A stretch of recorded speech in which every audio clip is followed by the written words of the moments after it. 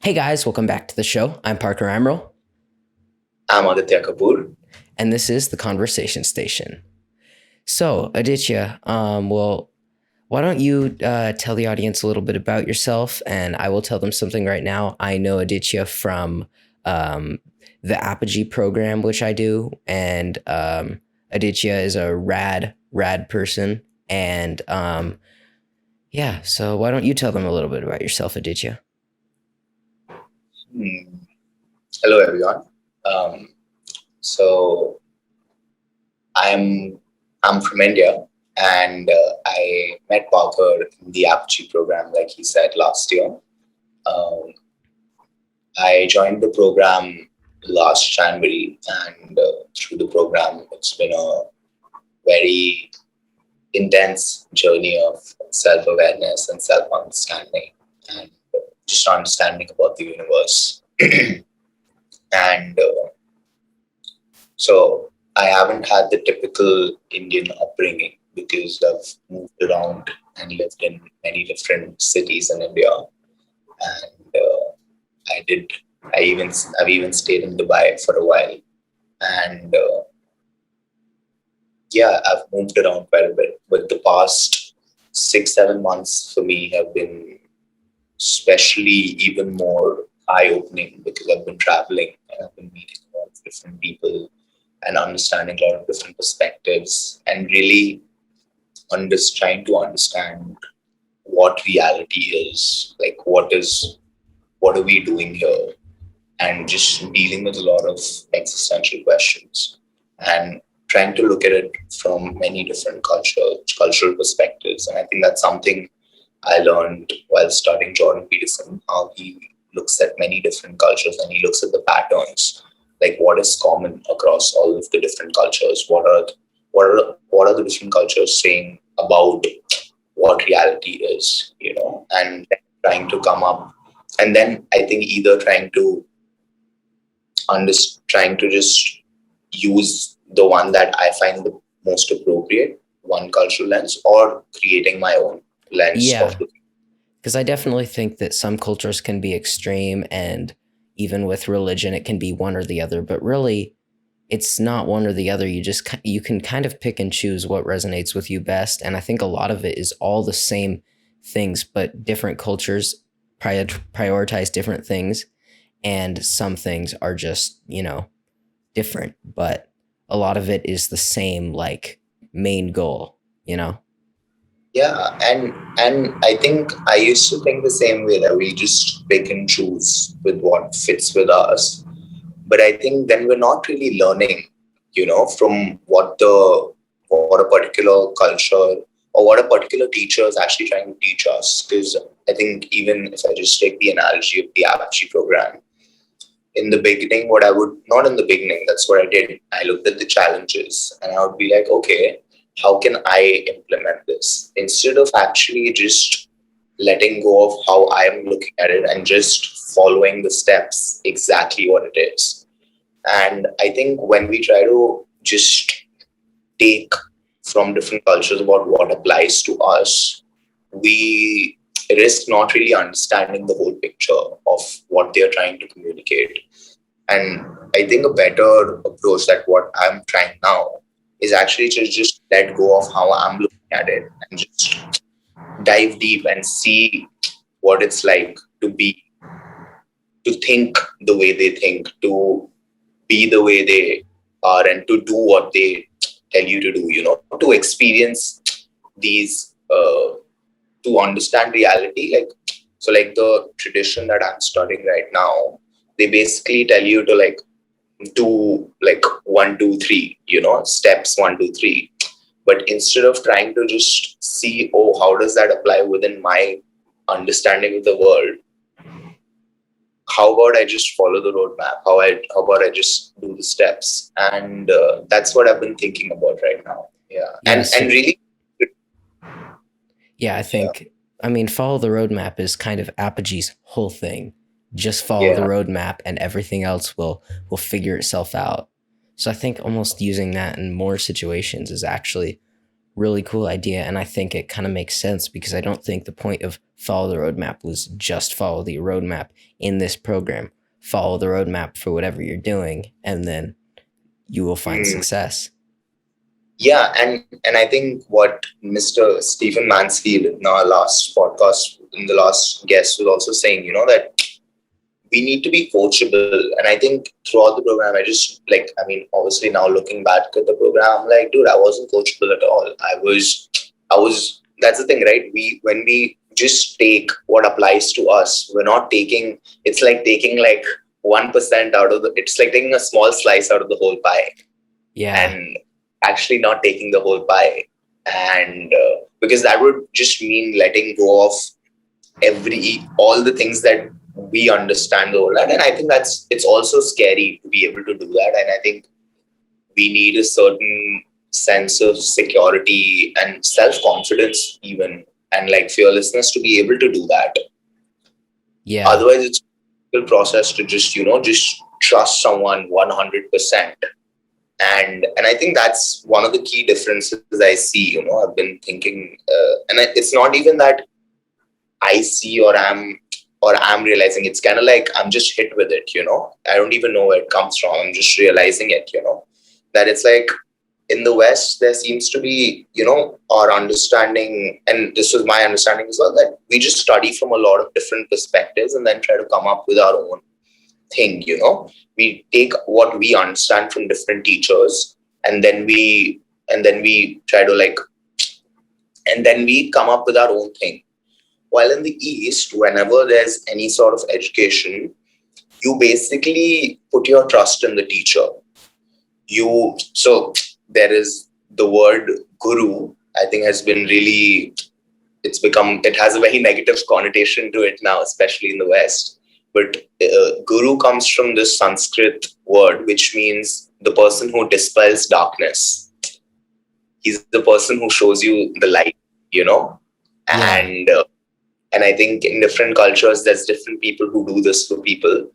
But I think in the East, the idea is that you trust the teacher and you let go of what you are or what you think the world is. And I think when there is that sort of surrender, and then you can actually, then you're actually able to learn things firstly much faster.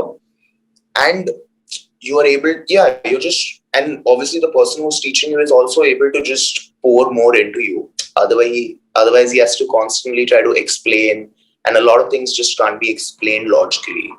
And this is something that what do you think about this? What do you think about this in the Well, West? Like, I think yeah, I mean, I think that, yeah, don't like I feel don't like, trust the teacher yeah, completely. I mean, both have their own like merit to them. I mean, on one hand, being independent can be good and being able to come up with what you want to do in your life. But I also think that put putting faith in all your faith in a teacher can also be good. So I think there's balance because you have to be careful if you put too much faith in one person and then you get to the point where they do something that goes against your morals, but you're still like, I trust them fully. So I think, but then on the West, if you become too independent, you lose sight of like everybody that came before you and all of those lessons that those people have learned. Mm. But I definitely think that putting all your faith in one person, I mean, I haven't done that. I'm assuming that with all of the crazy stuff you've been up to lately, you've done something like that. And I No, definitely, I I definitely, have, and it's really, and it's something that I see as, a hindrance. I'm starting to see it as a hindrance because, and I think it just comes from this, this lack of trust. And I think it's because you don't trust yourself completely. And that is why it just reflects outward as well. And because you doubt yourself. And that's why because I think every, everything that I think about another person, I think there's something, not I think, I know there's something to do with me as well. yeah, It's because I don't trust myself completely that I cannot trust somebody else completely. It's because I think that at times I can mess up my moral values and get off the course. And I might mislead people. And that's why I think that another person can do that as well. yeah, yeah. I guess that makes sense because, I mean, if you feel that you can't always be morally perfect, why could anybody else be, you know? And I certainly think that, I mean, it's almost it's a vital part of human nature, but it can also be a total hindrance where if you can't fully trust somebody, how can you ever trust yourself? So it's almost like a paradox where Mm. one Yeah, causes the other and yeah, vice versa. yeah, and I think that's where I think the only way to fix these paradoxes, and I think this is again an idea that comes from the East, is that you first work on yourself. And I don't think this is just an idea from the East. I think this is a common thing. But yeah, first you work on yourself, and then that starts reflecting outwards automatically. And again, this is something that I've really been trying to do recently. That like, because whatever idea I'm having or whatever thoughts I'm having, I know they're coming from somewhere. There is a source. Like, where is it coming from? Who is the like, who have I heard say this? Because I don't think like anything that I'm thinking is original. Whatever I'm thinking is just a permutation and combination of all the data that I've gotten in this. Yeah. So I'm always like trying to figure out, okay, like, if I'm coming to a particular realization or I'm thinking in a particular way, where is this coming from? Like, where is this belief coming from? You know? And yeah. Yeah, definitely. And I think that it's always a balance of where is this coming from, and then you really have to figure out why. That's almost the bigger question is if you know where it's coming from, but then you in order to truly know yourself, you have to know why it's coming from there and what is making you want to take information from that place. Mm, yeah. Yeah. Yeah, that's a good point. Like, why are you trusting that source? I think that's the next step. Yeah, once you understand where it's coming from, then it's like, okay, do you even want to trust this source? Yeah. Yeah. It's like Wikipedia, you got to figure out if you can trust the information or not. Yes.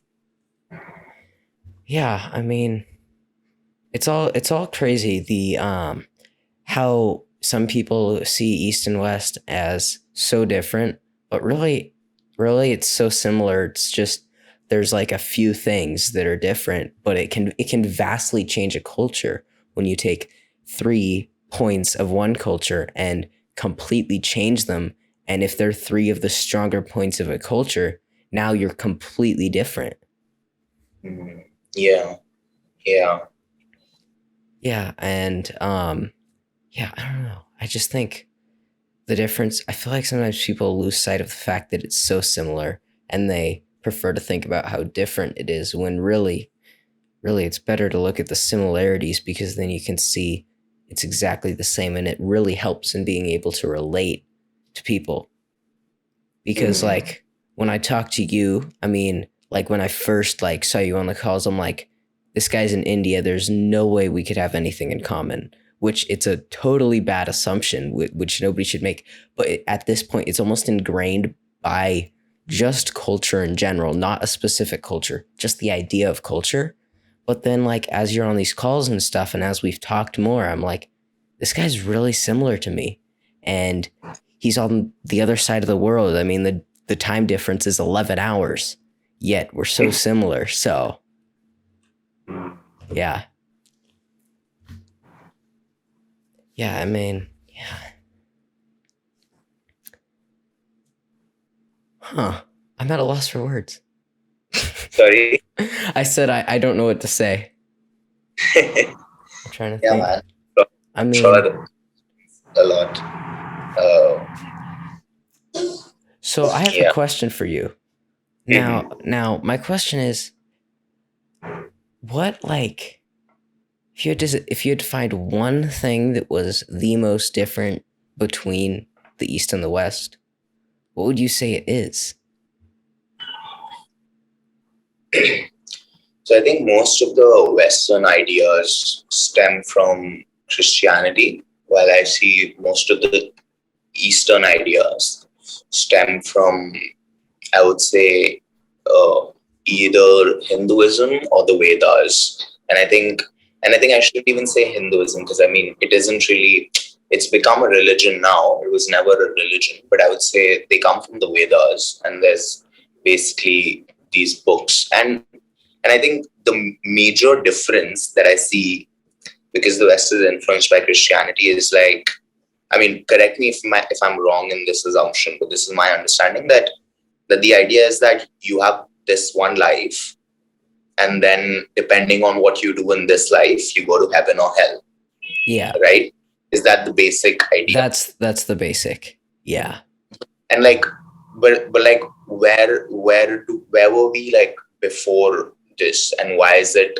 And I think the idea that why are we born in a particular family? Why are we born in a particular situation? Why is somebody born rich? Why is somebody born poor? Why aren't we born as animals? Why are we born as humans? I Yeah. think all of these are kind of, in my understanding, are said that God just made it this way. Yeah, it's Am I- almost, and I that feel like, yeah, that's very accurate. And the interesting thing is I feel like almost in the West, again, correct me if I'm wrong, in the West, it's more about what happens after your life. So you need to prepare for that. But I feel like it might be somewhat the same in the East, but I feel like there's some focus on what happened before and how did we get here. And I think it's more of a focus in the East than it is here, because here it's just like you need to work hard so that you don't go to a bad place when you die. But it's like, well, then where was I before? Yeah, yeah, and the other idea about uh, why is this not heaven? You know, who's to say this is not heaven? Yeah. Yeah, and so I think there's so I've been thinking about this a lot, and I've come to my conclusions, and I'm just thinking about how to exactly approach this. So I'm gonna try to explain it in 2 3 different ways. But yeah, so there's this West idea that there's just this one life, and then there's after this life, either you go to heaven or you go to hell. And I think the Eastern religion, Eastern ideas of especially in Hinduism, Jainism, Buddhism, is, and I'll just say Hinduism because I mean, I think that's where these two kind of stemmed off from as well. But the Eastern idea is that, um, yes, there is a heaven and hell, but then that's not the end. And the Eastern idea is that, yes, after this life, depending on what you do, you either go to heaven or hell, but you don't stay there forever. You will go to heaven, you will stay in heaven, you will enjoy for like thousands, millions of years, but then you come back. And the Eastern idea is essentially that you've had countless lives before this, and depending on the result of those lives, you are either born into heaven or hell. And each life leads to a heaven or hell. So it's not just one life. It's like in the Western idea, I feel is like, okay, it's just one life and then there is heaven or hell. But the Eastern idea is kind of like, no, there's been like countless lives. And Yeah. each life you either go to heaven or hell. And I mean, to me, this is a heaven right now, and there are there are even higher heavens, and there are even lower hells. So, and where you are born in this life depends on what your past was, what kind of things you did in your past. That is Yeah. what defines where you are born now. Yeah. Why that some people are born with disabilities, some people are born blind, some people are born really, really poor, while some people are born in really, really rich households. And then the idea comes like, how did you come to this conclusion? Because this is a belief, right? This is a belief. Yeah. But the idea is that these people came to these conclusions was because they sat with themselves for days, weeks, months, and years, and they saw this within themselves. They sat for years in quiet, dark places, and they came to these realizations themselves. And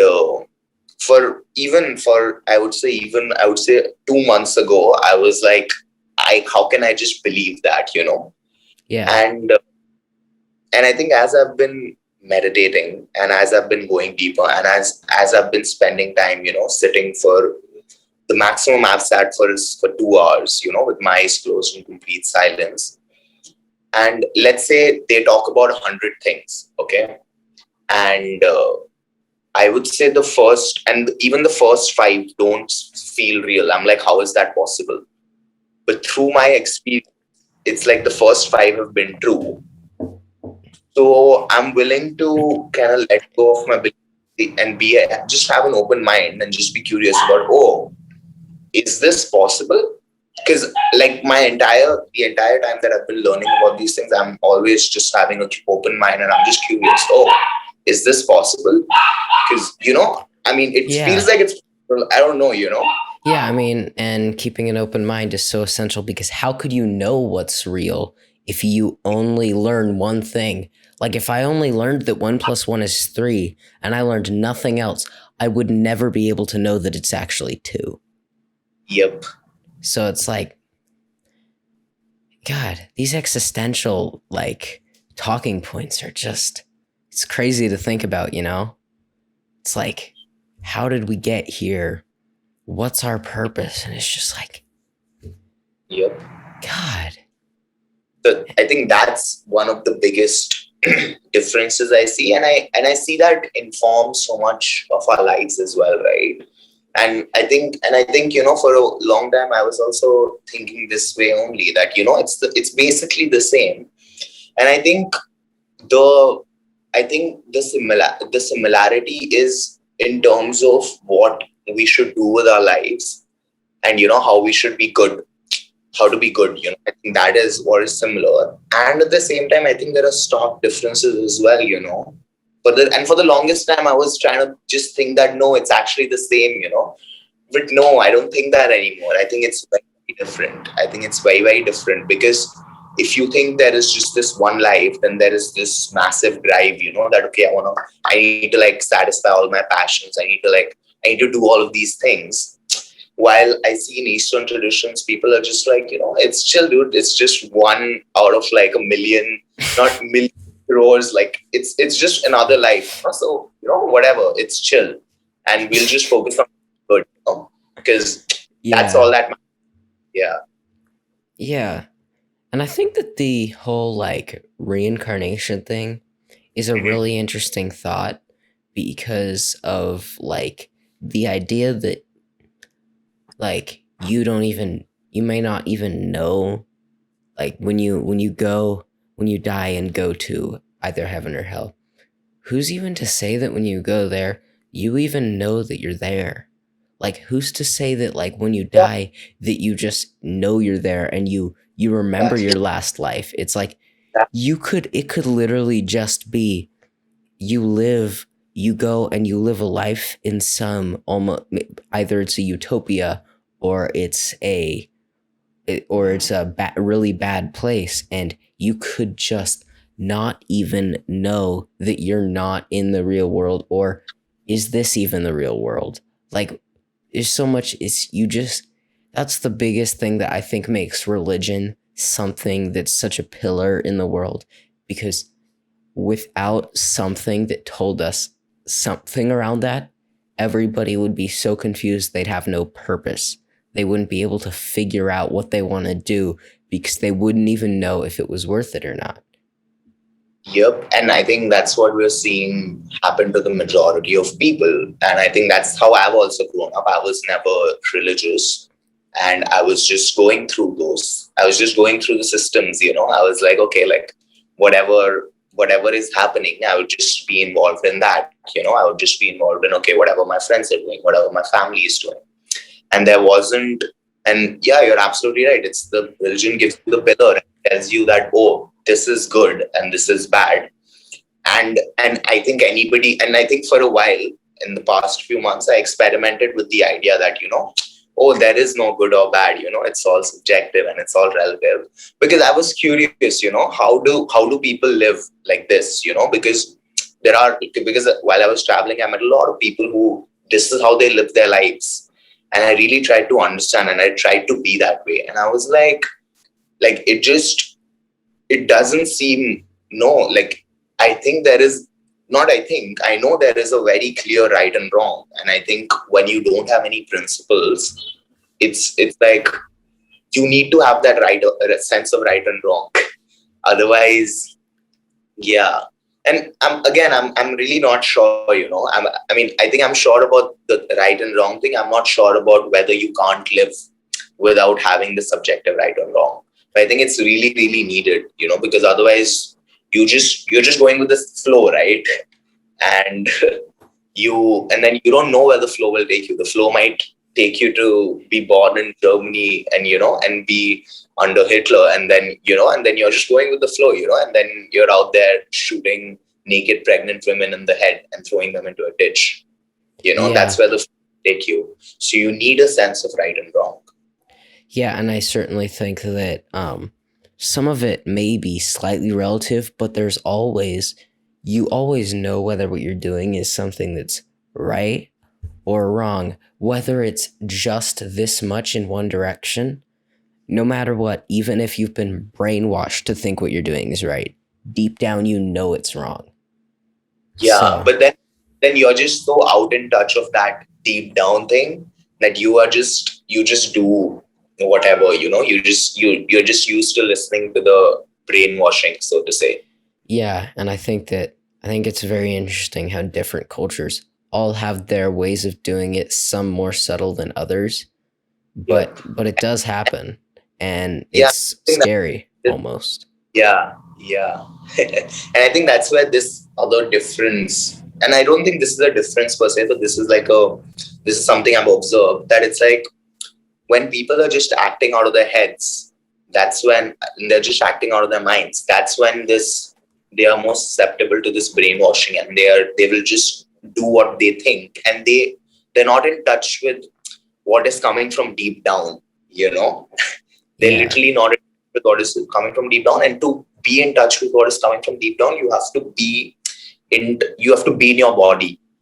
And this was a very foreign concept for me before I learned about it, because I was like, okay, how do I be in my body? I don't know what is coming from inside or deep down, like how do I differentiate that from what is coming from my head? And I think I understand it a little more now. And that deep down thing is basically your belly. I mean, that's what I've learned, that it's your belly. That's that gut feeling. Yeah. And I think and and I think there's a lot of different ways to look at it. Like I think some people say it comes from the belly, some people say that it comes from not I think it comes from the belly. That's where it originates. And then some people say it's like God telling them to do something, And again, I'm like, what do you mean? How do you differentiate from what God is telling you from the other thoughts that you have? You know, Yeah. and I don't understand. Can you actually shed some light on that? Like, are you I don't know because I feel like the idea that it's God or it's something else. I think there's something there. I think that sometimes it may be something else, something more. But I think a lot of the time it's just it's a combination of your entire body and just your intelligence like subconsciously knowing something, and like I said, it's that always right or wrong. And I think it does yeah. I don't think it originates from from like your gut. I think that it's obviously has to do with chemical impulses, but I don't really want to get that scientific. But I think it Mhm. has to do with everything combining, but that is the best place to put it because it makes you feel uneasy and it makes you feel like what you're doing is wrong or that you need to change something. Yeah. No, wait, I'm sorry. I lost you a little. What do you mean by uneasy? Uh, what makes Like you feel? I didn't hear you. you know how I mean I think what I meant is you know how your gut feeling it can make you feel like uneasy, like what you're doing is wrong.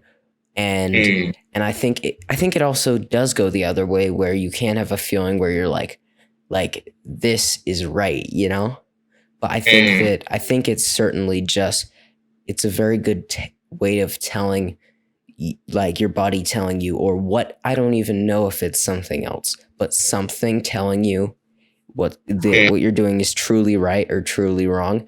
Because if you're yeah. doing something wrong and you get that gut feeling, you're just like, oh no, what have I done? Mm. Yeah, man. I think that's a very like key thing, and I think that's something I'm gonna take away from this conversation. That because I actually don't listen to my gut feeling, and I don't think I'm even. And I think to be able to be in touch with your gut feeling is also a very big skill in today's world. And to Yeah. do that, you have to be in your body. And I think most of the times I just listen to my head, but I think little by little I'm learning how to just listen to the gut. And again, even if we go scientific, when we talk about chemical impulses, there's like billions of microbiomes and stuff in the gut, and I think there's more and more research coming out where they talk about the gut brain. And I haven't really studied the research, but I can explain it in terms of what I understand it from the perspective of the yogic tradition. But they always say this, that there's like thinking from the brain, there's thinking from the heart, and there's thinking from the gut. And they say that the gut is where, like, that's the willpower, that's like the confidence, that's like the sense of right and wrong. And then heart is kind of like the compassionate love. And I think that's where it comes from. It's like, okay, you know what is right and wrong, and then you kind of like mix your compassion in with that, and then you kind of speak the words out Yeah. you know Yeah, yeah. definitely.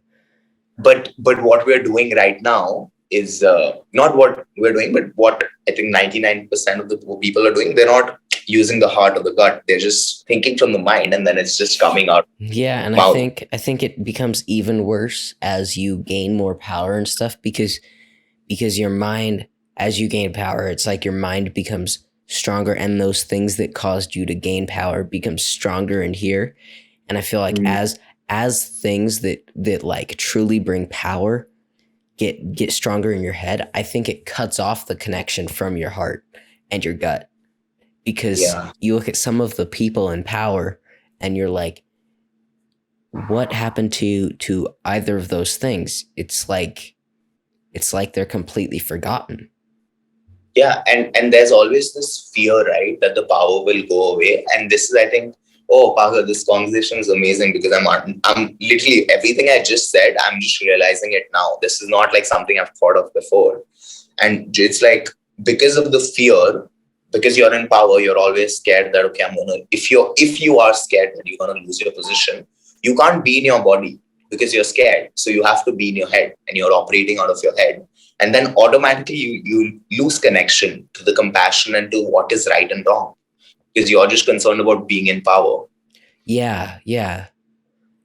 And an interesting thing is trying to combine those things, like if you really think about it, what is power if you have multiple lives? Yep. And then one other thing on the multiple lives subject that I've thought about a couple of times that has kind of made me be like, hold up. See, what if your multiple lives transcend the fourth dimension of time? So Yeah, so they like don't. so like I could, let's say I die and I get reincarnated. Who knows, maybe I could be reincarnated as like somebody like back in the 50s, but it's after this life. See, imagine like thinking like, I exist now, but the person I am after this is someone who I could look up and find already who existed in the past. So there's actually an interesting documentary on Netflix where they have actually tried to start documenting this process of how somebody from the past life is reborn now into a particular time. And I think as our technological prowess gets better, we will be able to start to do that. Because here's the thing. I mean, the idea is that this either there's the idea that this is random or that God has created. I mean, those are the two rough ideas, which are the other ideas from this rebirth. And I think the idea of it being random is that we used to think that the weather was random. And then science progressed and we understood that, oh, actually the weather is not random. There's order in it. There's like reasons why there's a reason why it's raining today. It's because of evaporation of water and things. There's like order to the universe. And Yeah. as science progresses more and more, they will be able to really they'll be able to understand these phenomena a lot more. Because it's like, how do you even, because science doesn't have the apparatus to measure this, right? How do you Yeah. measure this? And also the fourth dimension thing. I mean, the idea is this, that, it isn't the earth and this place in the universe isn't just the only place you can be reborn. You can be born in any place in the universe, and not just this universe. There's like thousands and millions of universes. So you can be reborn anywhere. Yeah. And you can even be reborn as a god. You can be reborn as and that's what in Eastern thought, gods aren't thought of like. So I think here's where I think I'll diverge a little bit and segregate even the Eastern thought. So what I have recently been studying are the teachings of the Buddha, and then there's the rest of the Eastern thought. So I'll tell you a little bit more about this. Mm-hmm. And so Buddha is considered to be like the first psychologist, and the first like scientist, because within the Indian tradition, within the Eastern tradition, within Indian, I would say, traditions, it's like there is this idea of, how Darwin talks about evolution. So they have this story in their myths that, like, first our teacher was a fish, and then the teacher took the avatar. First the avatar of the teacher was a fish, then he became a mammal, and then he became a particular god called Ram. Then he became a particular god called Krishna, and then the next god was Buddha. And the reason they have these different segregations, the reason I understand, because I think it's a story. I don't know. It could be real. I don't know. Maybe it's a story. I don't know. But the thing with the Buddha is he's very, very logical. He's very, very scientific, and he's very, very clinical about everything. And he divides everything, and he uses his intellect to understand the world. And his idea about this whole rebirth thing is that, you can be reborn as a god, you can be reborn as anything, any of these different things in the world. But his idea is that no matter where you're reborn, you still suffer.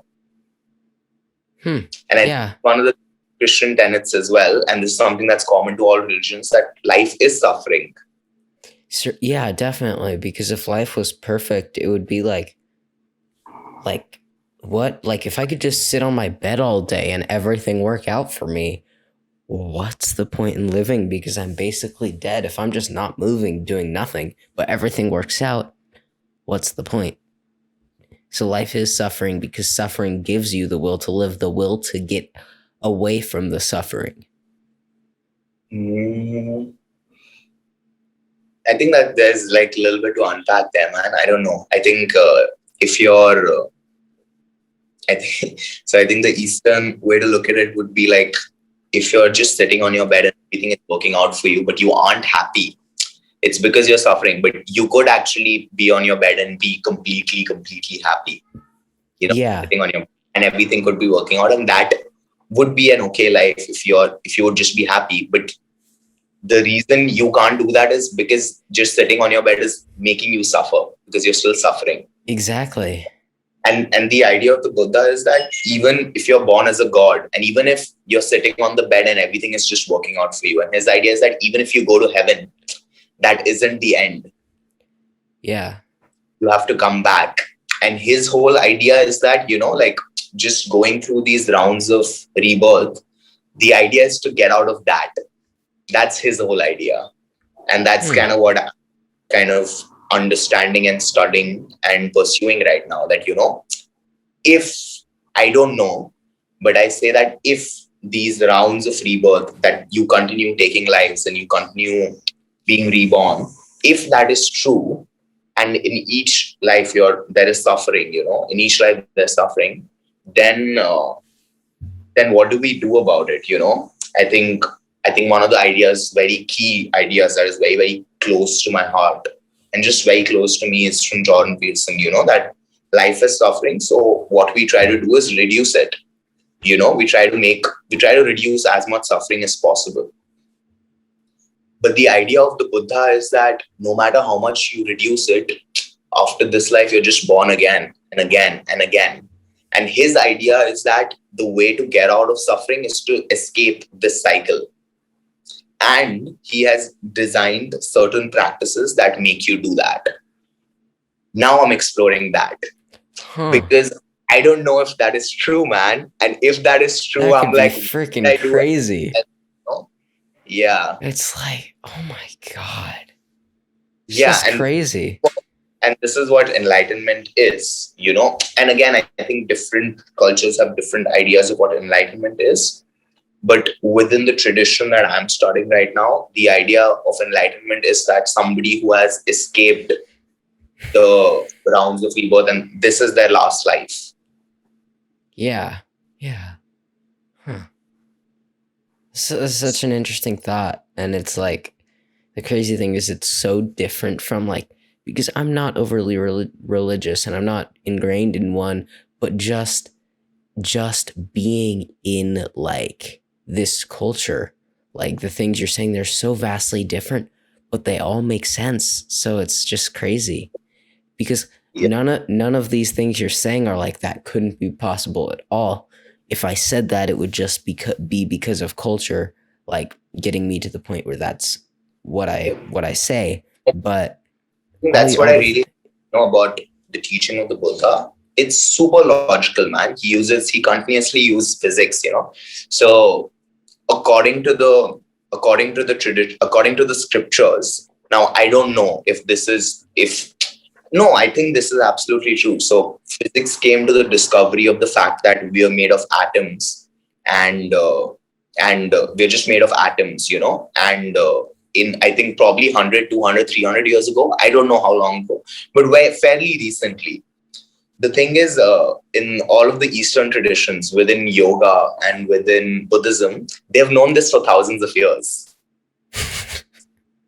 Buddhism, they talk about how our entire body is not made of atoms. They have a different word for it, but they basically say the same thing. And yeah they've been saying this for apparently 2,500 years ago. I don't know how long they've been saying this, but it's been in yeah. the tradition forever. And And I think science is almost just, it's like a way for some people to accelerate or to attempt to accelerate the same and learn the same things they would from, like you said, just meditating and being with yourself. And yep, I think both ways have their different benefits, because I feel like one way you get more understanding of yourself, and like you get more understanding of what the atoms are in you and how they affect you. But I think that in science, you're looking at the atom and the nitty gritty and looking at it from a very very plain point of view, like a very flat almost. so the thing is, so the point. So I think the reason, I think that's the where the question arises: why are you doing it? Why are you looking at your atoms? The idea of science to look at the atoms is so that they can use that to maybe, I mean, looking at it from the optimistic side, to create nuclear generators so we can have clean energy, or to create hydrogen bombs. I mean, that's where it actually started from. It was the military. They wanted to create military weapons. That's why a lot of science has progressed. To because the military structure has been able to fund that research. Yeah. The idea over here is to understand yourself and free yourself of suffering and to make yourself happy. And the reason you look at your atoms, at the fact that you're made of atoms, is because then you're like, dude, there is no me. There is no Parker. You're just atoms. Oh You're God. Yeah. just a set of atoms, talking to a set of atoms in the ultimate sense. Yeah. And I And guess the whole idea, that's why they are doing it in the East. That's why they're doing yoga. Yoga isn't to do, all of these, isn't to bend yourself into like a noodle. The idea of yoga is to experientially feel these things, experientially see that, dude, you're nothing but atoms. It's to, and once you see that experientially, then your whole life changes, because you're like, dude, like, what the hell? Why do I care about, you're just, your life is just an expression of joy because you're just happy. yeah. And something I think I'm kind of just realizing now, and it is I kind of feel like atoms are a bigger part of Christianity than people think. And this is going to Oh, sound kind of dumb, but please tell me. but Oh, if it. you think about it, Adam and Eve, I think that Eve represents like your soul and like your life force, but then Adam, I think that represents your, this is going to sound like a total pun, but your atoms. Hmm. I don't know. It just kind of popped into my head right now, and I haven't really given it any thought. But Hmm. like if The you ad. think about it, I think it Mhm. almost represents like the, and like I don't know. I don't even know what I'm saying, but it's just kind of That what came into my head. sense because I mean, there's a very similar idea in the East as well. Because it's like Adam is kind of like the consciousness, and not even, it's like just the atoms, and then Eve is kind of giving the energy to the atoms to to move about and do these things because she's kind of like filling Adam with passion, well, Yeah, because otherwise Adam was perfectly happy, he was chill, he was just sitting by himself and he was happy. But then there's this female Eve who comes along and moves the body, and she's like, "Oh, come on, Adam, let's do some things," And she just entices passion in him, and then he goes and he doesn't listen to what God wanted him to do, and he eats the apple, and then he's banished from paradise, and now he has to work. yeah, and And it's like the idea in the East where there's Shiv and Shakti, and Shakti is literally what you said, Eve. She's the energy dimension, and then there's a Shiv who is basically like he's just chilling, and then yeah. yeah, definitely. Um, yeah, I mean it's crazy because like you look at these things and I think a lot of them are the exact same thing, and like not exact but like so much of it is the same. It's just been changed by culture and changed by the way people live. Yep, yep. Like one of the things that I've been thinking about recently, and it's something I've come to kind of believe relatively strongly, is I think that for different people there's different like there's if people are reincarnated there's that, but then if we're looking at the other idea that there are like new people being created and there's going to be multiple people in this world, and my idea is, let me get to the point because that was very convoluted right there. My point is I think that there's almost like an infinite amount of but also a few very similar almost presets for people, almost like the soul of your person that defines like how you like some of your core values, and I think that those are only changed by life. And like I've noticed that because Kaleo in Apogee, we've talked a lot, and some of the crazy things is our lives are so vastly different, but like there's not a core thing that we don't agree on. So we're like the same person, but life has changed us. So I'm trying to figure out a little bit of what that means, but I also just I don't know, I think it's interesting. So so in the whole rebirth idea, there's also this idea. So I mean, I'll call it karmic. So it's called it's this is it basically says it's all karmic here. And the idea is that why is it that you connect with Cleo? Why is it that both of you came together? Why is it that all of us met in the AppG program? Why is it that we are exposed to this information while the everybody else isn't? And I mean, the you can say it's random, but the idea is that we've all been together on this journey for multiple lives. We've all done this together. We've had conversations like this before. Maybe it was at the top of the mountain in the Himalayas, maybe it was in the Grand Canyon, maybe, and now it's in the internet. But we've had these conversations before, and that's why you can understand these things, and most people around you can't. There's a Yeah. reason why. There's a reason why some people get it while some people don't. And again, you can say, and I see Mr. Boudreau saying this, that he's also I see him questioning this, that is it a DNA thing?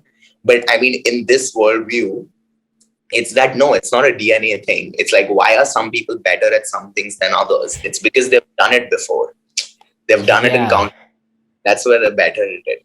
And here's my idea. Here's my thought. That even if this is not true, I think this is a great story. Why would I not want to look at, because there's some story going on in my head, even if I'm looking at it as random. Yeah. Even if it's not true, even if this, what I'm saying is existentially not true, I think this is a great story to live my life by, because, it makes every interaction so much more meaningful. Because it's like, dude, when I'm talking to you, it's like we've had these conversations from before. And, maybe we were Yeah. brothers or friends, or, we've been together on a lot of adventures before in past lives. And that's why we've been brought together again. And not even brought together in a sense. We've just come across each other again, and we're having these conversations again, and we're understanding, we're remembering again, almost, so to say, the what reality is, because we had already reached certain heights in our consciousness before, and we'd already understood what the nature of the world was, but now we're continuing to develop it even more and more. Yeah, and I think it's crazy because, like, if you just think of like courses of events, you're like, all of these things that could be so-called random, the way they add up, it's like they couldn't be random. Because my mom Yep. came across this program and she asked me, I came across Apogee. She asked me if I wanted to do it. I said sure, like the way that a kid just says, "Oh, sure, Or sure, mom," And then it's like, because I didn't really understand what it was, I looked at the website for 5 minutes and it was like, sure, it's something to do for the next year. But then it turned out to be as great as it is. And I'm like, so that required a great deal of chance because I was really considering saying no. And then the idea that of things that led up to me starting this podcast, like me coming up with the name randomly and realizing how good of a name it was, and then buying the microphone I'm using right now for that idea, but then not executing on it until we hang out with a family friend, the guy I had on my first episode, Rodney Farrell, and I end up just randomly telling him about it, and he's like, "Let's do it. Let's get a time on the calendar and let's just do this." And then the idea that, the other day you wanted to talk about some things with some projects that we were working on, and then it ended up giving, you were telling me about your idea of doing this, and then I was like, I just got to do it. So it's crazy, all of these events look almost random, but they can't be because they all lead to somewhere, and usually when things lead to somewhere, they're not completely random. There's usually a reason, so there has to be. And I think I remember this one speech by Steve Jobs. And this is like, I think you can find it on YouTube, where he talks about, it's like a commencement speech he gives at Stanford. And he talks about this, yet, when you're going through life, like things seem like they're random, but when you look back, it's like, it seems obvious that this was a path, it seems obvious that, oh, I had to go through this, because if Yeah. I didn't go through that, I wouldn't be here. And he talks about how when you look back at things, it all looks like, yeah, obviously I had to go through all of those things.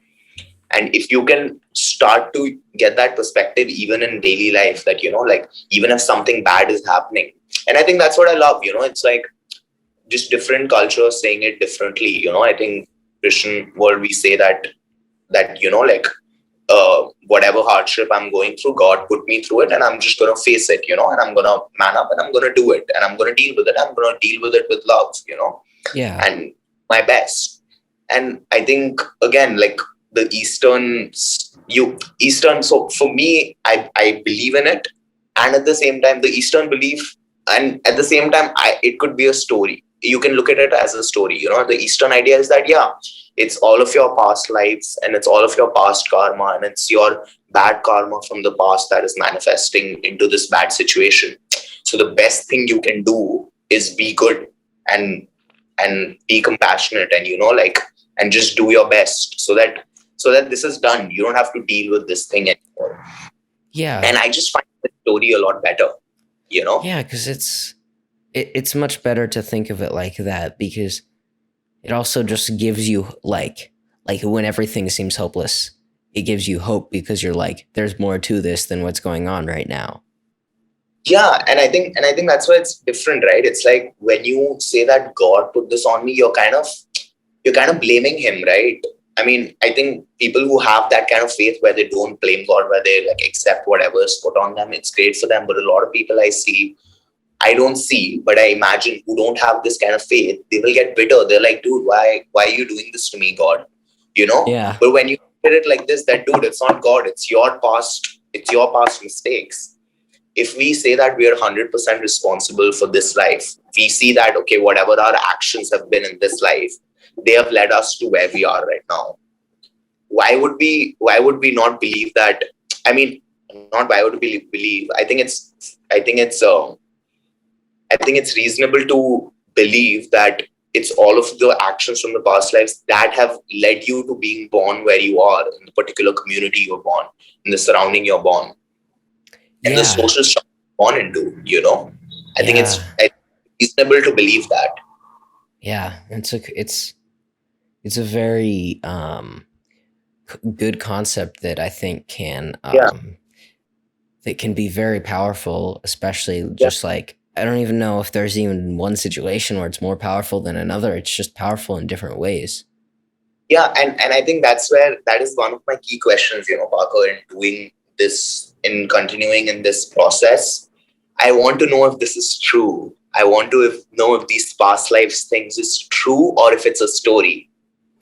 Yeah. So, I want to Yeah. know, because like if it's true, dude, and if it's even, and I think recently I've been trying to just let go of that idea and just believe it, instead of just, because even now I see myself, because there's like almost a split between me, it's like, okay, part of me thinks it's a story, and part of me is like, dude, it seems true, it's like I can't find any reason to negate this, I can't find any logical explanation to break this.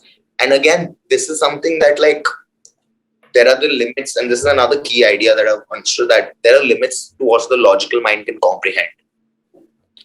The logical Yeah. mind can only comprehend depending on where you are. It's like a friend of yours may not logically be able to understand. A friend who is born poor, cannot logically understand that, dude, actually he can become a millionaire.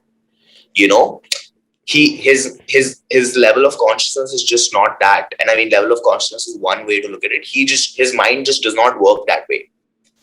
And in my understanding, as you develop more and more, and I think this is what is going to happen, this is probably what is going to happen as I develop more and more in this path, and as I have been developing more and more, it's becoming obvious to me. It's becoming obvious that, yeah, dude, this is the case. It couldn't be any other way, you know? Yeah.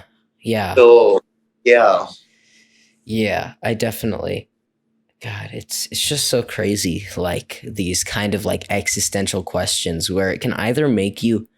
I think one thing with existential questions is it can either cause an existential crisis and cause you to like question everything, or it can just cause you to appreciate everything. I mean, I think there's definitely an in between, but I think it causes almost both because you're these questions. You're like, does this really exist? But then can ultimately lead to, even if it doesn't, even if whatever's going on isn't what I think, I should just appreciate what's happening. I think that's where the set and setting come in, right? That's where I think it matters how this existential, how you're being broken, how this truth is being revealed to you, and I think that's where this teacher is required, because if you are just thrown into the abyss and there's nobody with you, then you will go through the existential crisis. And I've gone through, I can't even count how many of them, because I didn't have a teacher who guided me through most of these. And now that I do, now that, because I've been thrown in there so many times and now I've studied about it so much, I'm able to appreciate it. But I think without a teacher, you cannot appreciate it, because then you're just lost. Because if it's just thrust upon you, you're just lost. You cannot make sense of it. Definitely, yeah. Yeah, and I And don't think it does needs to be a teacher specific. You can read a lot of books, you can listen to a lot of podcasts, and those can be your teachers. And that's what I have had. I've not, I wouldn't say I've had like one specific teacher. I've had, like, I was making have you watched The Matrix? of course, I've watched The Matrix. I mean, those movies are amazing. Yeah, I made Karthik and my mom watch The Matrix the other day, and I was just saying that, I was asking them how many Morpheuses have you had in your life, and I think I've had hundreds at this, not hundreds, but yeah, I think I've had at least, I don't know, I think I've had at least like 50s. I've had a lot of Morpheuses who've opened up different aspects of reality. They've opened up the different doors. Yeah, they've opened up the different doors, and now it's like, dude, every time, whenever I do come back, while I'm in these centers, obviously everybody over there has this similar belief system, and everybody's working to, kind of, the ultimate goal. It's like if you meditate to become calm, it's like using the AppG program to get the reading list. Yeah. Meditation to make you calm, it's It's like you're just taking one little aspect. Yeah, that's like a teeny tiny aspect of what meditation does. And again, I think this whole word meditation has become, it's like, it's just gotten, I don't know, like people have made so many things in terms of it's become so convoluted. Yeah, I think that's the perfect word. I'm going to totally use that. It becomes so convoluted. And while the tradition that I am in, I think I've explored a lot of different things, and I've come to this tradition. And for now, I think this is the best. And I think that while I'm in there, it's like everybody has the similar belief system, and the goal of using meditation is to, get out of this cycle of rebirths. That's their ultimate goal. Everybody might not be operating with that goal in mind. That's where I am operating from, because I'm like, okay, aim high, work hard, that's the highest I see the aim as, that's the highest aim I can see. And what was this? Yeah, while I'm in there, everybody is operating with that base. But as soon as I come out, I'm like, dude, I'm back in the Matrix, Yeah. Yeah. You feel like me. That's very interesting. My ego and arrogance talking, and at the same time I do feel like, I'm like, dude, what are you guys doing, like, because that's the thing, right? If this is true, then then I'm like, what are we doing, let's, we got to create an environment where we can continue this work. Yeah, and I think the biggest thing is it's like before you can be too crazy on that, you've got to make sure with yourself that it's true, because in your head you're like, I really believe this, but what if I'm wrong, and what if I'm leading these people or believing this and it's taking me the wrong way? Because I think that that's one of the biggest questions for people in all cultures is what I'm being taught and what I'm believing, is that the truth? Because if I'm wrong, I could be going the wrong direction. And I think that's where this comes in, right? What we were talking about earlier, the fearlessness that, even if you go down the wrong path, it's okay, you can just come back. And I think having teachers who you can trust, and not just trust, I would say, because I wouldn't say I can 100% trust the teachers, but I think I can trust that they are saying that you only accept what you want to. You don't have to accept anything. Yeah, I think that's one of the key things that I like about the tradition I'm in, that they're always like, please don't believe anything we're saying. Think for yourself, and don't just think for yourself. Don't just agree what is logically true, what logically makes sense to you. Only accept whatever you experience. Whatever experientially is true for you, only accept that.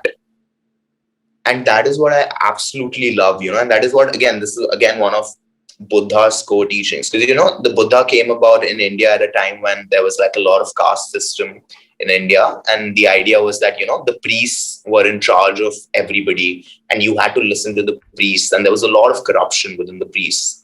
And that's why it was like a different kind of teacher was needed, who was logical in his explanations, who his whole teaching is that don't believe anything anybody says. Think for yourself and believe, and only accept what you have experienced. Only use that. And Yeah. again, I think Jordan Peterson is another reason why I'm able to just be with the truth, just follow the truth. And yeah, Yeah. yeah, Yeah. It's really, really a powerful thought that, like, I mean, and I totally agree with you there. Like, don't don't exactly believe everything you're told. Believe yeah. everything that you find true. But in order to believe that, you have to trust yourself. And like we were talking about earlier, people Mm-hmm. just don't fully trust themselves. So you Mm-hmm. have to get to the point where you can fully trust yourself, and then you have I, to get out and experience these things.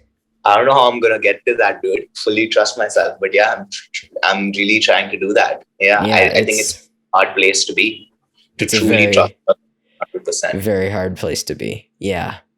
And Like, one of the things with trusting yourself is also like trusting that you're real. And this might sound weird, but like when all these questions come up, you're like, what if I just like 30 minutes from now wake up and it turns out I'm 5 years old and I just dreamt like the entire last, 10 years of my life. And so I don't think that's not like an actual thing that I'm thinking, but it's always like an interesting thing where you have to trust yourself, but you have to trust yourself so much that you can trust that trusting yourself is real. I think this is where I think this is a good litmus test for whenever I think even you think like this or I think like this to come inside our body. Because I think this is totally something that's coming from the head, not from the body, not from the Yeah. down. And and this has been great because I mean, again, I mean, most of the things that I'm talking about right now, I'm thinking in the moment, I'm in the moment. I'm like, I'm really figuring out, I'm trying to, and I mean, again, this is like a totally Jordan Peterson influence, that whenever he's talking, he doesn't prepare a speech. Yeah.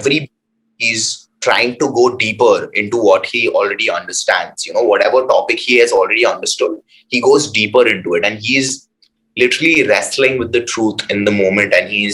And he talks about how it's kind of like a dance between order and chaos, because order is kind of like what you already know, but chaos is that you're trying to understand it to a deeper level, and you're trying to understand it in a way that you can also understand, and like I'm trying to understand it from a different, I'm trying to look at the same thing from a different perspective almost, and I think that's what makes it so much more engaging for me. And I think for everybody else as well, it Yeah. makes it more, it's like you're watching a dance, you're trying to see, okay, because this is like, and that's the thing, right? I'm doing this while I'm in my body. I'm not doing this only from my head. And Yeah. I think where the, this idea of whether this is real or not, because this is the other thing that I think not only I've seen in Buddhism or Hinduism, I think even in the West, with psychology doing so much research into trauma and understanding childhood trauma and understanding all of these things. And, like I've learned there's things like birth trauma, there's things like in all the therapies that are there, more some of the more outer worldly thing that you might have not heard about. There's things like past life regression therapy, Huh. where there are therapists who actually delve into the past life things. I don't know how it works, but I've heard about it. And and yeah, what was I talking about? And so just coming back to the truth, which is in your body, right? That whatever your body is kind of real, I mean, sure, it's atoms, and at the same time, whatever you can experience is in your body. You cannot, whatever you think with your head is outside. It's not, it's all thoughts. It isn't real in the way that your body is real. Yeah, certainly. And one of the Yeah. things, because you've been talking a lot about like your head having a lot of different and things from like your body. My question is, what is your opinion on something like Neuralink? Like some, I don't know if you know what that is. It's, Yeah, yeah, yeah. but like if that comes to the point where that's something that you just have to that common with people where they have access to all information right here, how much more is that going to detach them from what's below the neck? Hmm.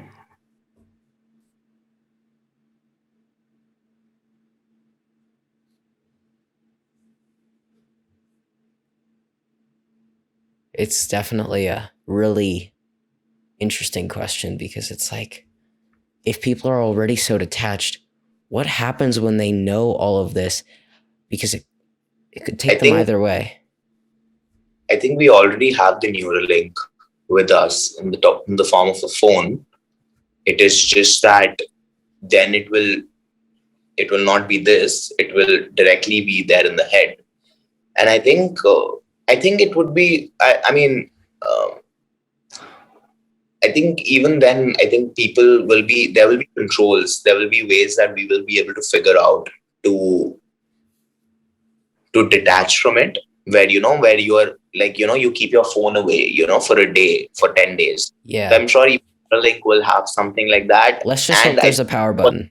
masses, it's just gonna be more detached, man. That is the truth. It's just gonna Yeah. be more and I think, yeah, it's just gonna be more detached.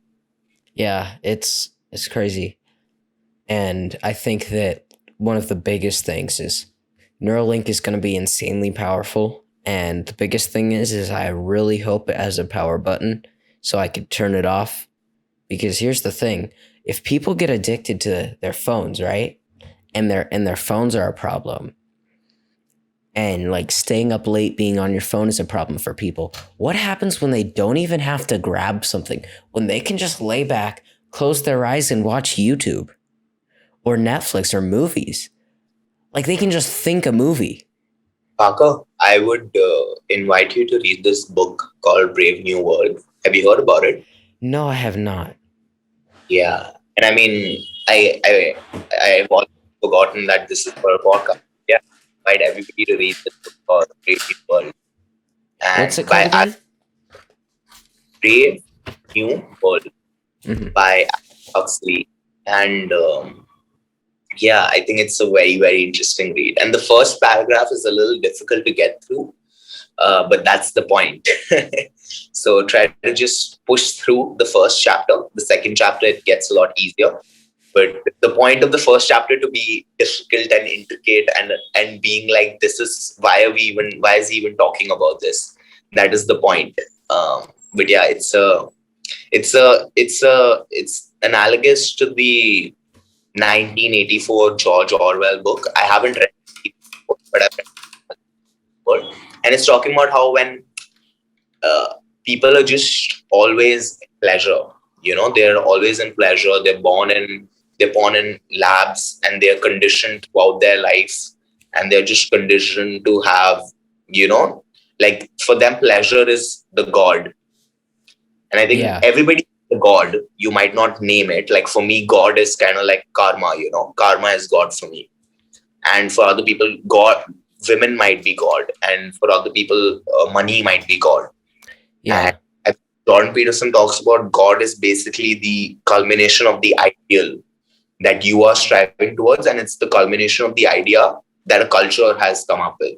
Culture comes up with the idea of the perfect human being, and that is almost personified as the image of God. And I think that's a very useful, uh, because it's a way to think about how you want to be. And I think for a human brain, it's easier to just look at another person to emulate, right? And Yeah. I think the thing that I think I didn't mention earlier that I would want to mention is evolution teaches us that the theory of evolution talks about how, we've been different things, and now we're humans. We've been animals, we've been apes, and now we've become humans. I think the whole Yeah. theory of birth fits in with this perfectly. And the other idea that I think yoga and the teaching of the Buddha, and I think all spiritual traditions eventually are talking about, is we have to evolve further, man. Human beings isn't the end. Yeah. Yeah. And it's very You know? interesting to think of what the next step is, because Yeah. nowhere along the road, like when we were apes, we weren't like humans are the next step. It wasn't just like, yeah, let's go be humans. So Yep. I think it's impossible for us to know what's next until it's here. And that's almost scary because you're like, I don't know what's No, coming, but something new at is. Parker, we in the Eastern traditions we know there's millions, if not there's thousands or millions of spiritual processes that are there. There are true processes that have led to the evolution of humans that are very well documented in India. And those are the teachings of the Buddha, and there is the teaching of yoga. Those are the two processes that have worked for the maximum number of people. So actually, we do have those methods for evolving ourselves. It's like the very key idea of yoga is non-violence. And I think very simply, if we think, okay, who is a more evolved human being? I mean, apes were very, very violent. Humans are a lot lesser violent than apes. So it is the case that, okay, and like even humans, earlier we used to rape and kill and steal. A person who does not rape, kill, and steal is more evolved. Yeah. So it's like there are these processes that are actually already there, at least in our country. And I think through the past few years, it's been spreading around the globe. I think yoga is super popular throughout the globe, even though it's been convoluted to, I don't know what. Like I keep hearing To about something yoga. that middle-aged moms do in their free time for fun. I mean, Yep. I mean, And the thing is if it's convoluted, it's not as great, but at least it's being practiced in more parts of the world. that's still something I don't know, Parker, because literally, what you said, I used to say the exact same words even till January. And I am surrounded by people who are a lot more developed in these things, and they're constantly like, no, that is not true. The case is that because they are just being exposed to this much, they are not uh they're not able to, they don't even know that there's more because they think this is it. And my argument was always, but isn't it better for there to be something than nothing? And they would always say that no, it is better that they would not get it at all than they get it in this convoluted way. And I don't know yet. And I don't know. This is Yeah. something I thought about, because my idea is always this, that okay, like maybe they're not doing higher things, but at least they're starting with the exercises that are required to prepare the body to meditate. At least they're starting to do that, and in time they'll do the other things. But a lot of people, I've gotten a lot of, I've had a lot of disagreements about this thing. So I don't know, man. But I think I'm still on your side though for this. I think I'm still Yeah. on this tip that it's at least they're doing that. Otherwise, what were they doing? At least they have a community now where Yeah. they're talking about better things, and they're working on bettering their bodies, and let them start there. People have to start where they are. Yeah, because even if it's not the teachings of yoga, even like maybe here, I mean, it's different in the East because yoga has more purpose there. But like at least here, now it's a way for people to get into a community, Yeah. And I mean, Even like I've heard so much, I keep hearing so many jokes, about goat yoga and beer yoga. But I'm like, dude, if the people who are doing beer yoga, if earlier they were just drinking beer and playing billiards and throwing darts, at least it's better that now they're drinking beer and doing yoga, At yeah, least better than nothing, yeah. I still don't know about this. Like, this is what I think, but I don't know, man. Maybe as I go deeper into this, I'll realize what the hell was I saying, Yeah. And it's so funny. I was talking to my mother. I keep telling my mother about these things. And yesterday she was like, man, you just keep having different theories and you just keep changing your mind about things. But it's like, no, mom, I'm actually like, I'm evolving, right? I'm understanding better things. I'm becoming better. And like, I think we were discussing mastery, right? Back in December. And I think it's like, we have to continue on because we don't know what else is out there, And And that's my question, because we don't know what else is out there, and I'm going to take that to a different level because we've talked about universes and we've talked about life, but my question is, does each universe only have one planet or one place with life that of intelligence that is evolved, or even life in general, like, do you believe that there's more out there? Because in the vast universe, it feels like there has to be, in the sheer, like, in numbers. But from what we know from religion and a lot of the unanswered questions of science, math can be wrong. So, what is your opinion on this? Are there more beings out there? I think it's very, very egotistical of us to think that we are the only planet with life. Yeah. Like, what the hell? There is this vast universe where the Milky Way is like a tiny, tiny thing. The Yeah. vast, you're a teeny tiny solar system, and in the vast solar system, you're in the teeny tiny Earth, and in the vast Earth, you're in this teeny tiny. You're just a speck of dust. Yeah. You know? Yeah. So it's. I'm sure there are other lives and other life forms out there in the universe, man. And I think all of the Eastern traditions say that, dude, we are just one of the life forms. There is very the idea that there are thousands, not thousands. There's like millions, billions of other life forms, And within the teaching of the Buddha, the idea is that the human birth is the best of Yeah. all the other forms, of all the animals and beings you could have been born, and all of the gods and goddesses that you could have been born, and the titans and whatever your culture says, about spirits and angels, whatever you could have been born as, being born as a human is the best, because only as a human can you evolve further.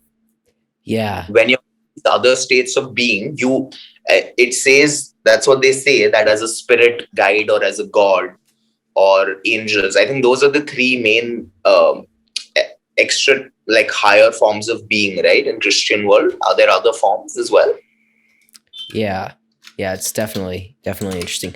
So one thing I want to say to the viewers at home is, there's this awesome website that shows you versus the scale of the universe, and I've looked at it before, and it's crazy. So I would totally recommend you check it out if you want to feel like a speck of dust.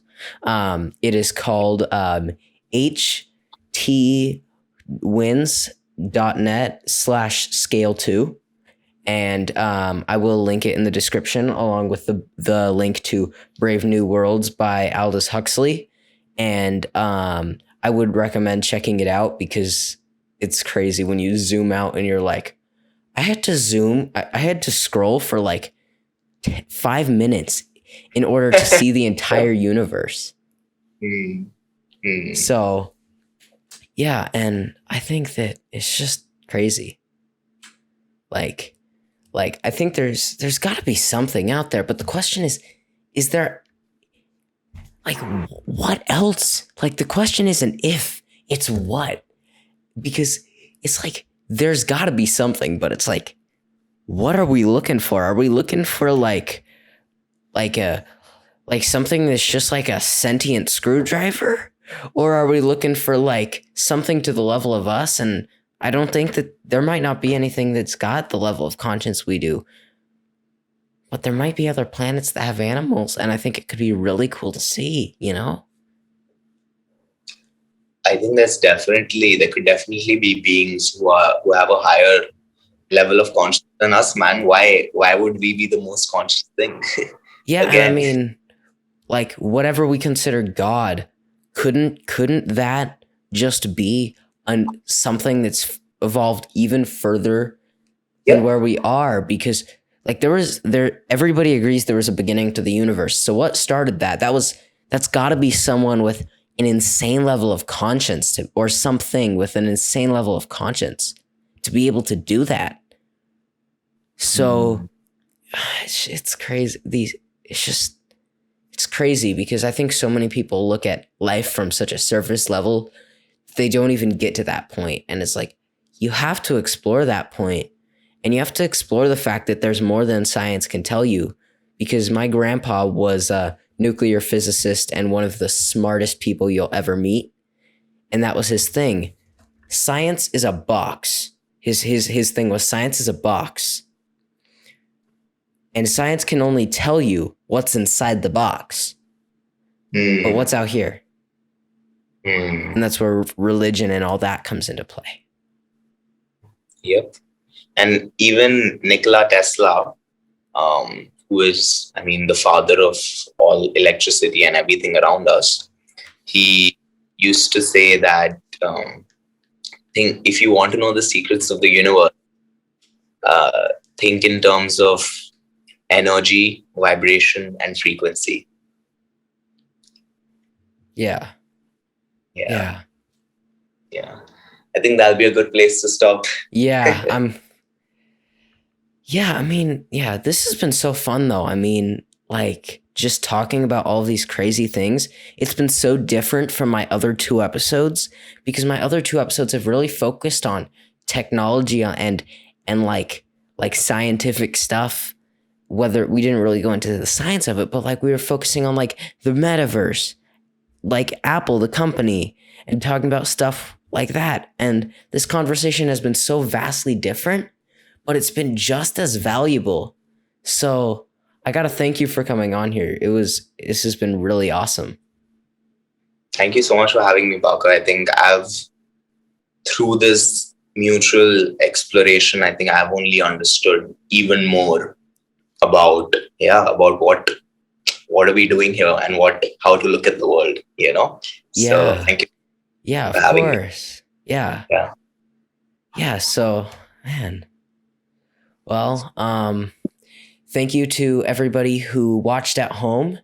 And signing off is Parker, and this has been The Conversation Station. If you enjoyed the show, please be sure to subscribe and check out Aditya on Instagram at Aditya_Karpoor11. Don't forget about Sapiens and Brave New World, the two books that he so highly recommended.